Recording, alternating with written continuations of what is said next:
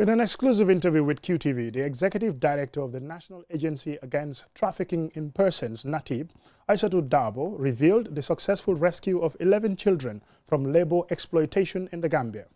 The breakthrough comes after the agency intensifies its crackdown on human trafficking ahead of the upcoming World Day Against Trafficking in Persons on July 30th. Ma'am Nabuka has the rest of that story. These individuals that have been rescued were working in construction sites for Gambians. Imagine seeing a 12-year-old in a huge construction building, tying rods and doing all of that.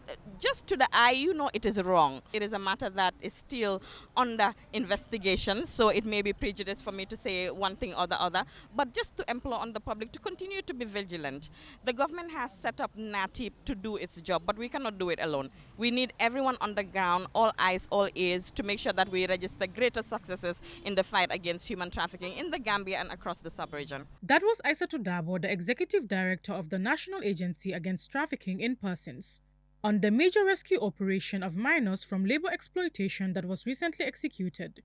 The action takes place as the annual observance of World Day Against Trafficking in Persons is set to be commemorated on July 30th.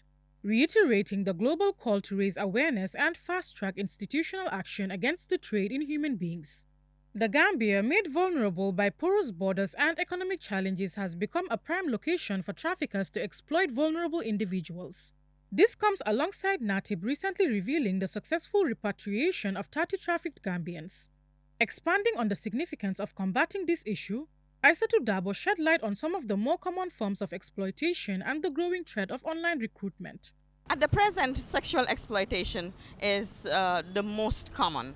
After sexual exploitation, we have labor exploitation. We have a lot of young people that are using the technology today, be it their laptops, be it through their tablets, but there is no parental control applications installed in these devices.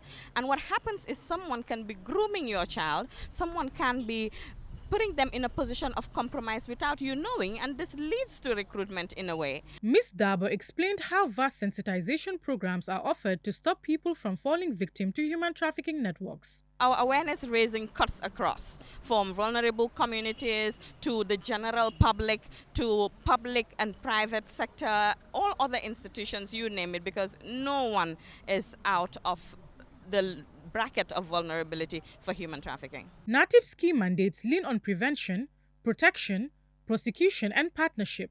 Faced with the question of which of those mandates have seen greater progress over the years, Dabo highlighted prosecutions. There has been a time over the years when there was no single trafficking in persons prosecution in the Gambia.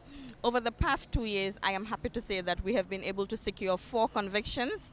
So all these 4 individuals are currently at the State Central Prisons Mile 2, serving a term of imprisonment of 15 years in addition to paying a fine. She also delved into key details regarding partnerships, especially when putting transnational crimes into context. The moment it involves borders, it involves different jurisdictions, it reminds us that this is not a fight we can do alone. We continue to call on our local and international partners to say no matter how much we have done and how much success we have been able to register in our anti-human trafficking efforts, more needs to be done. Despite so many strategic milestones and awareness-raising methods, including anti-trafficking materials in Braille to be inclusive of the visually impaired, Dabo detailed one of the key challenges they face as an institution and implored the public for assistance. People don't want to come out to report cases. So I call on the public to report any suspicious activity of human trafficking. You don't need to be sure that it's a tip case. We are the experts. Just suspect, let us know, and we will do the work necessary to verify whether that is a case that needs our intervention, referral, or otherwise. As the global community prepares for the World Day Against Trafficking in Persons, Naatip is calling for heightened public vigilance, stronger community-level reporting mechanisms, and increased state support to effectively eliminate human trafficking networks once and for all. Mam Nabuka, reporting for QTV News.